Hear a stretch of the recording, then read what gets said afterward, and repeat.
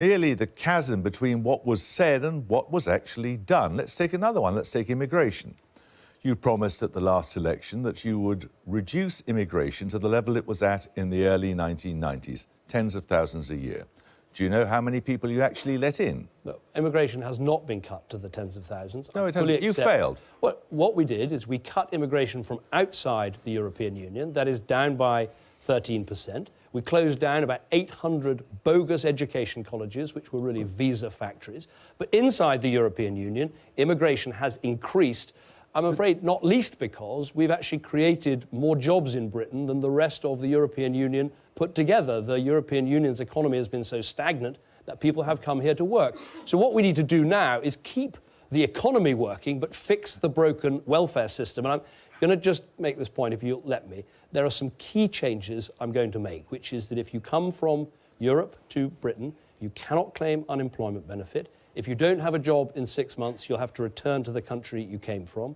You'll have to work here for 4 years, paying into the system before you get tax credits or benefits out of the system. And while you're here, you can't send child benefit home to the family if they're living in another country. Now, those changes, taken together, key welfare changes, will reduce immigration quite markedly from inside the EU. It's not what you said last time. You said, quote, no ifs, no buts. We make a promise to the British people that we will reduce immigration to the level it was at in the early 1990s. You've not done it. Well, I believe that is still the right ambition, and we achieved a cut from outside the EU, it was but a inside the EU, no buts promise, not an ambition. Inside the EU, we haven't achieved it, but we need to make these welfare changes in order to do it. But you accept you haven't met the promise there. We've not met the commitment that I made. I fully accept that. Right.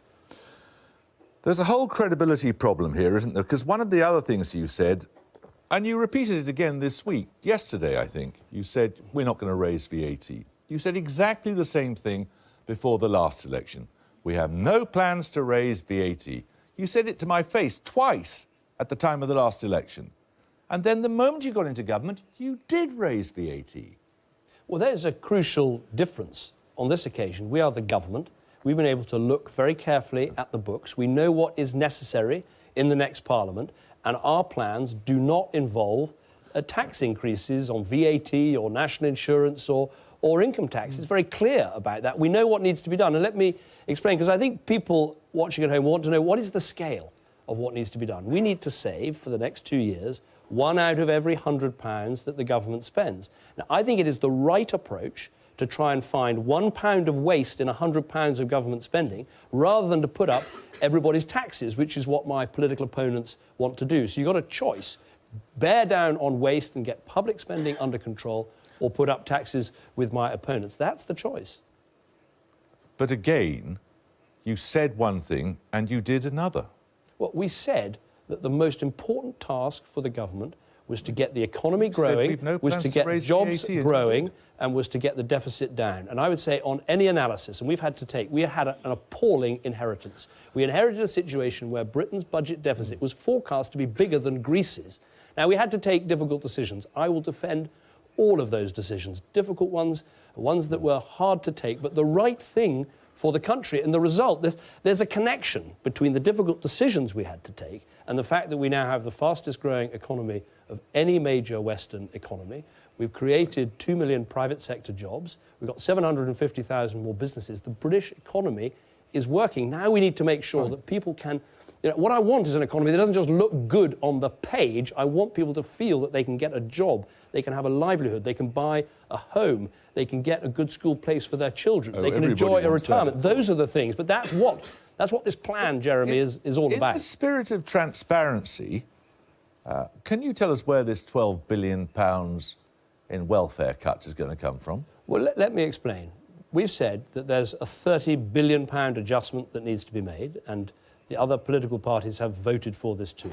And we've said that breaks down into 13 billion that needs to be saved in government departments, 12 billion in welfare, and 5 billion from cracking down on tax evasion and aggressive tax avoidance. Now, when it comes to the welfare, we've identified, for instance, freezing in-work benefits like unemployment benefit for 2 years to raise some of that money. But the 12 billion, right, The 12 billion 10 billion of which you've yet to explain. That compares with 20 billion that was saved in the last Parliament, in this current Parliament, by this government on welfare. So this is well within the range of what we can do if we continue with the sort of plans that we put in place. Do you know where these cuts will fall? Well, we know that it is possible to make the savings in welfare like we made 20 billion of welfare savings. I don't want to be rude, but do you know and you're not telling us, or do you not know? No, we know there will be difficult decisions and we'll have to go through every part of the welfare budget, but we believe just as we've saved 20 billion in welfare in this Parliament, we will be able to find a further 10 billion of welfare savings in the next Parliament. Let me give you some more examples. We're going to cut the welfare cap we put in place, saying no family should get more than £26,000 a year in welfare. We're going to reduce that to £23,000. That's not within the missing 10 billion. We think that's the right thing to do. We're going to say when it comes to young people, that young people, when they leave school, they should be either earning or learning. They should be doing an apprenticeship, looking at higher education. They shouldn't be able to go straight on to unemployment benefit and housing benefit. All of these things. Changing welfare, Jeremy, isn't just about saving money. No. It's about trying to help people's lives. It's about trying to... Well, I've just talk about transparency and you don't tell us what you're going to do. Well, let me ask you something. Let me ask you a very simple question about something else, about foreign policy, because we're going to be out of time shortly. What do you think has been your biggest foreign policy disaster? Well, look, other people, I'm sure, will highlight difficult things that we've had to deal with. Well, what did you find the greatest reverse? Well, I would argue that some good things we've done are cutting the European budget, first government to achieve that, getting out of the euro bailout scheme so British taxpayers aren't giving money to Greece. Those, I would say, are successes. I think we've got a very challenging situation today in Libya. I think it was right to get rid of... Do you regret going to Libya and promising the people... You promised.